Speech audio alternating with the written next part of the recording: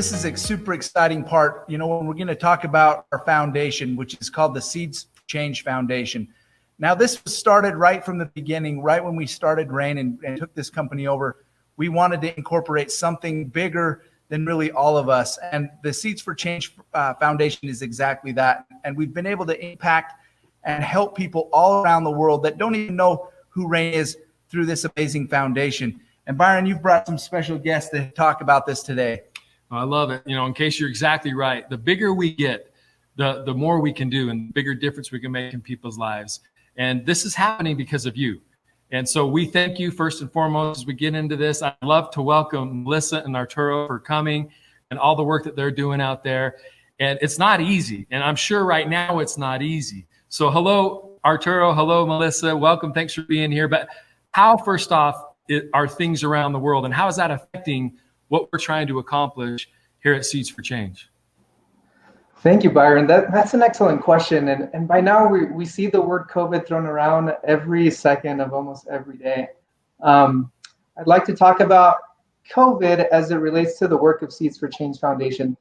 The COVID pandemic has had a massive blow on the global fight against poverty. Some experts say that COVID is reversing all our efforts for poverty reduction a good 5 to 10 years. To give you some numbers, the World Food Program, for example, predicts that just in 2020 alone, because of COVID, we're going to see a doubling of acute hunger. So that's about 270 million people this year that will go to bed hungry every night. And that's pretty catastrophic and mind-blowing. Beyond hunger, global economists are predicting that COVID could drive an additional 70 million people into extreme poverty. And so as we look at the work of Seeds for Change Foundation, the fight against poverty, the massive increase in vulnerability, desperation, marginalization across the world, it feels like the time to act has never felt more urgent. So we've kind of taken the approach of thinking through how we can affect change in phases. And initially, it was just really focusing on basic needs for the most vulnerable populations who are more affected than all others. And something that we're really grateful for is that even before any of this pandemic started, we were investing in communities in sustainable ways. And as many of you have heard about our project in India that we launched at the summit last year, we together were able to fundraise, and with the support of the company and many of you, were able to provide seeds for over 500 families who had had their crops all washed out during the monsoon season. And we were excited about seeing their crops grow and everything. But especially this is more relevant than ever that they have had these crops during this time when food scarcity has been a big issue in these rural communities. And so knowing that these seeds that we provided to over 2,000 people have really taken especially an effect during this pandemic period. This is Dr. Meera, founder director of SAPID organization. SAPID is working in the tribal, rural and urban areas for over 30 years. This is in regard to 2019 where there was a flash floods in the East Godavari district where we work with the tribals, poor tribals who live in the very remote and in the outskirts of the village in the forest area. And during the flash floods, it was the tribal fields were very, very badly affected. And the national disaster floods devastated the lives of the tribals, losing everything. See, the agriculture is their primary source of income, and losing agriculture means that means losing their food security, losing their income for the entire year. And when we discussed this with Melissa, she promptly responded and then contacted Seeds for Change Foundation, who was very kind to support 500 plus families to supply them seeds for agriculture. And this was a sort of a source of light in their life. and they all happily received the seeds and sowed, and then they could get good income and agriculture product, which means they have a complete food security for over a year.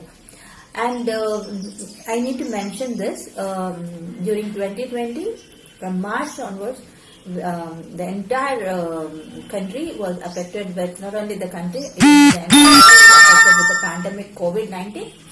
And COVID-19 was such a blast to the people, such a blow to the people, where there was no income, no opportunity for the labor work, no stepping out of the house, which means it was close to starvation.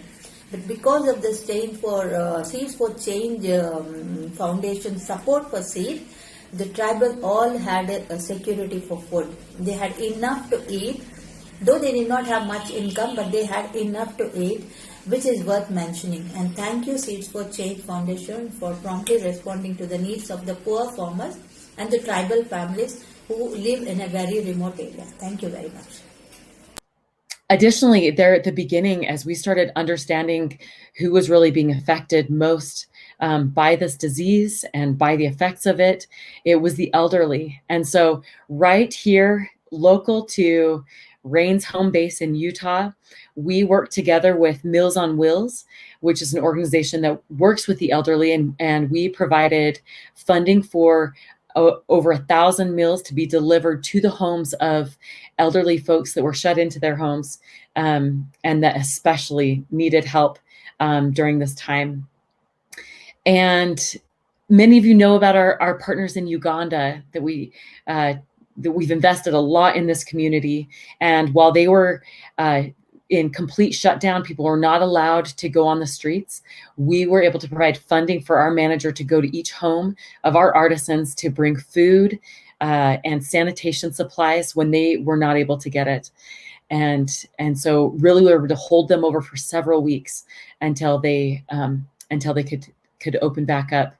And then also here in Utah, we worked together with an organization that provides jobs and training for refugees who have come from all over the world to make a better life for their families here.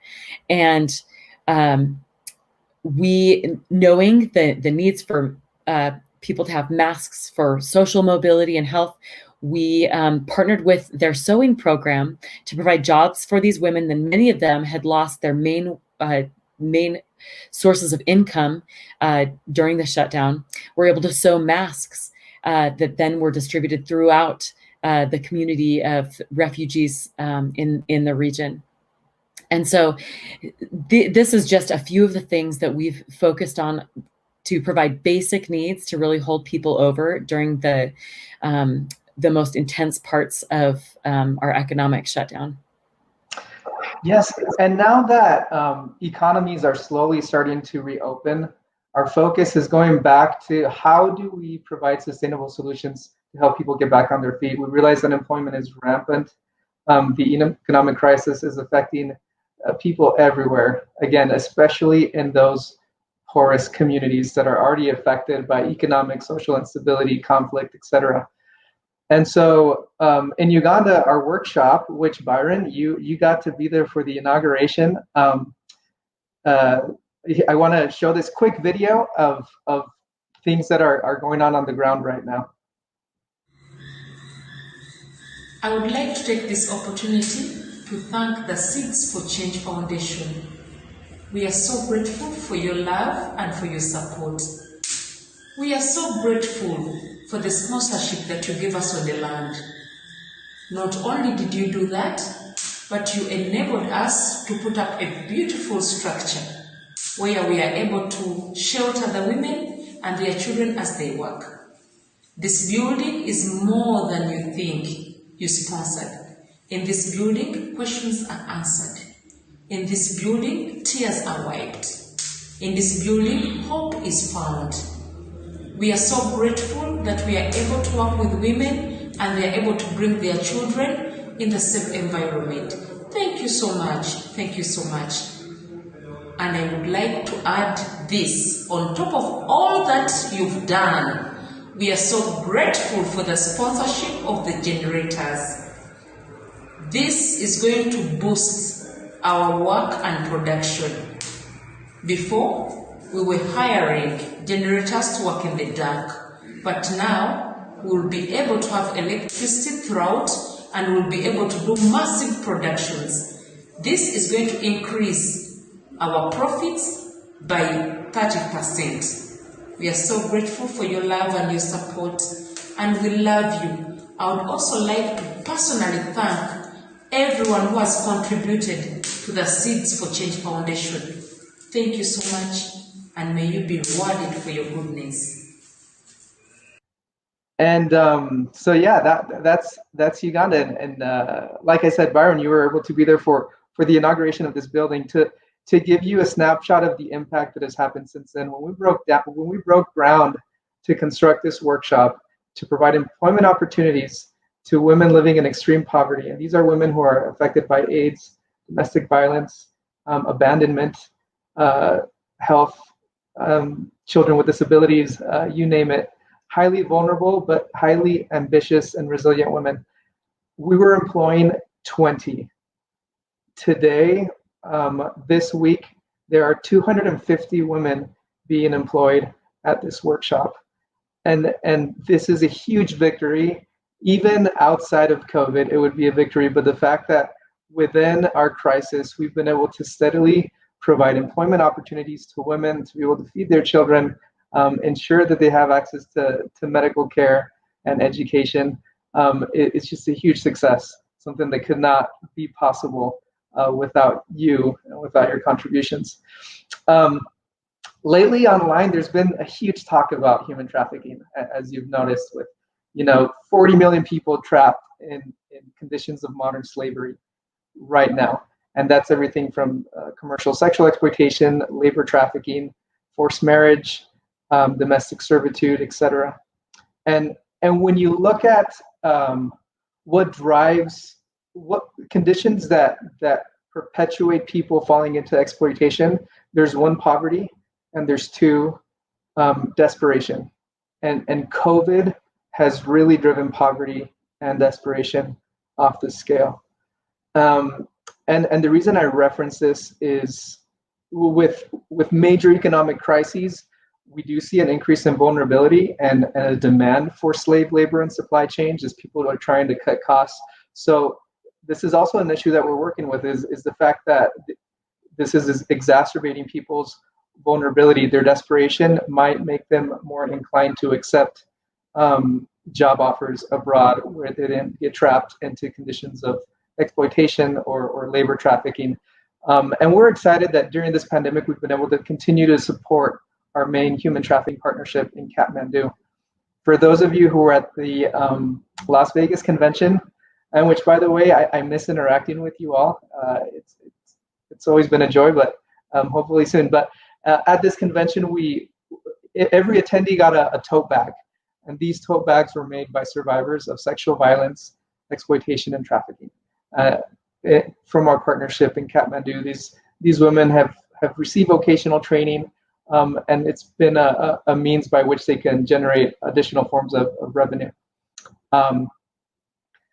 And so currently we continue to support them as they've been on intense lockdown, with ensuring that in this shelter where 70 girls ages 4 months old to 18 years old are continually provided with adequate protection, food, psychological counseling, and education.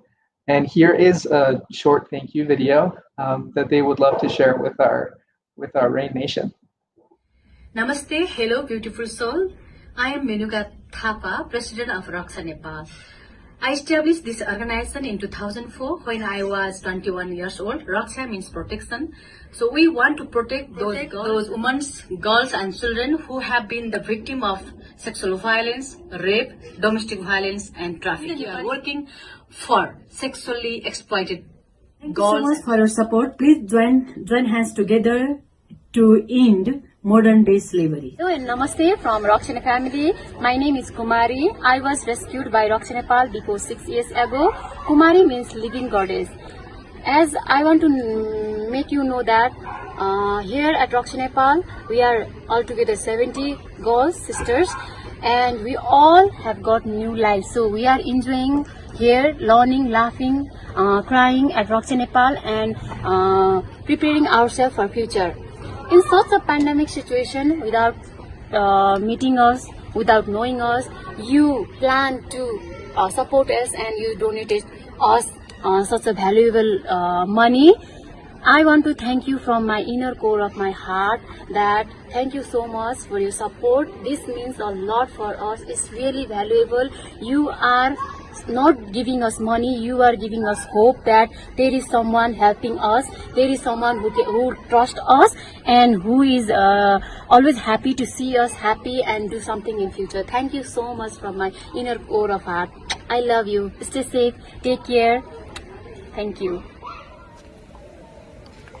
Thank you so much, Seeds for Change Foundation, for your precious support. Thank you so much. We love you. We are looking forward to our phase 3 is to scale this to involve all of you. And this will be a campaign that we're calling Seeds of Service. And stay tuned as we give you more information about how you can report to us on service that you've been able to do with your team, on things that you've received, how you've had help during this difficult time. And we want to hear from that, and we want to promote and share that across our social media to know what is happening around the world as each of you are engaging in making a difference, because that's what this company is about Seeds for Change. Each one of us can make our own communities and teams better through service. And so stay tuned as we give you more information about how we're going to support you, and be listening for what you are doing so that we can share that with the whole Rain Nation. So together we can really make a splash in this global poverty that has been even deepened this year. And I know that Byron has some stories that already are happening, that through this difficult time, what teams have been doing around the world to be able to make their communities better. No, and I love that. Melissa, Arturo, thanks so much for sharing, giving everybody an update. But it's exactly right. You know, I think here at Rain, we just attract a certain type of people that really want to make a difference, that really want to go out there and help. And we're seeing that happen, whether it's feeding people and making sure even our own people in Nigeria get fed by some of our great people there, or whether it's even helping animals that need help in Ukraine or other parts of the world, and different things we've done in Mexico. I love seeing all of the Rain partners step up and do things. And so as we put this together and provide this platform for more people to feel like they can get involved, these Seeds of Service, where really what we're going to do is we're going to designate 1 week out of every month where it's our Seeds for Service week, where we have the opportunity to do something with our families, by ourselves, with our teams, in our local communities to make a difference. And then make sure that we communicate this with each other on the Seeds for Change Foundation Facebook page. So as we kind of wrap up today, you know, Melissa, Arturo, once again, thank you. Is there anything that you would recommend to any of our people out there that are looking to try to find some things locally? What should they look for? How can they find ways to help or have ideas? Is there any words of advice that you would give them? Yeah, Byron, that's a great question. There's always like a basic Google search in your city. There's people needing an extra hand of getting food delivered. The elderly, of course, are extremely vulnerable right now, especially those that might be a little bit isolated from their family members. If I can get a little bit personal, so I got COVID and I was pretty out for 3 weeks, completely isolated here in this little apartment. And you deal with mental, I was experiencing some major downers. And so sometimes when we think of like, I want to change the world, we think, what can I do in Africa? What can I do in India? Where the things that felt life-saving to me was those check-ins from people who cared. I venture to say that the toll on the emotional health happening is being really underplayed right now. So knowing that the big movements of social change are just a combination of all these small acts of kindness and looking out for our neighbors, seeing what's in our backyards, connecting with friends we haven't heard from that might be struggling, especially those, single people in their mid 30s. I think that can definitely go a long way. No, I appreciate that. Thanks for sharing, Arturo. Thank you. Yeah, and I was just going to say, with this campaign, this Seeds of Service, I think we really can. We're seeing a lot of negativity on online and in the news and social media. And what we want to do is hear about even these small things that either people are doing for you or you're able to do for others, so that we can kind of, share goodness and be able to spread positivity. And uplift each other and give each other ideas of how we can be these seeds that grow into bigger change. So we are excited to launch this and hear from you and connect with you at this time remotely, and we can make it a positive thing. No, that's awesome. No, I love that, and I think you're exactly right. If we go out there and we utilize this, and we take the time to do some local service or help people that we care about, or just reach out to them like you're talking about, Arturo, and we can post this, not only is it showing that there's good in the world and there's people out there doing good, but it's also going to give people ideas. It's like, you know what, I can go do that. I can go check in my local city and see if I can do that. That's a great idea. And I think that's just a collaboration of a lot of people doing a little bit. Just like we say, one drop of rain doesn't mean anything, but millions of drops of rain can fill an ocean. And so that's the beauty of what we're doing and how we're doing it, is everything we do does matter and everything we do can make a difference. And so great words of advice and encouragement. And I too am excited to get this started. Oh, well, thank you guys for sharing and the things that you're doing. And, with this new platform, it really is truly that it is going to be little seeds of change. And that's what, this is all about, is making sure that we leave this world at a little bit better place, because it is, a place that needs hope, that needs help. And, that little bit that everybody does, like Byron just said, is going to have a big impact and literally change people's lives for the better. So thank you guys for what you're doing and helping us. And, with this foundation, it's an amazing thing that you guys have been able to do. And I'm excited to see what's going to happen the next few weeks and months as we implement this new little addition to our Seeds for Change Foundation. Yes, thanks so much for being here. Listen, thanks, Arturo. Appreciate all the work you're doing and all the good that you do. Thanks, Byron. Thanks, Casey. And to reiterate one more time, please share with us those good acts of goodness that you're either seeing, witnessing, you're doing, people are doing to you. The reason why is, when we talk about our company's core values and the importance of, we need to share our core values to the world. As Melissa and I got to travel and engage with RAIN people, like Byron said, I do feel, and I mean this so genuinely, that this company is attracting a certain caliber of person. And when I think about showing our core values, I think of our distributors, our partners are the lived expression of those values. And that's what we want to share, to just spread that goodness around the earth in a time where it's never been needed more. Awesome. Well, thanks so much. We really do. We love Seeds for Change Foundation. Thanks, everybody.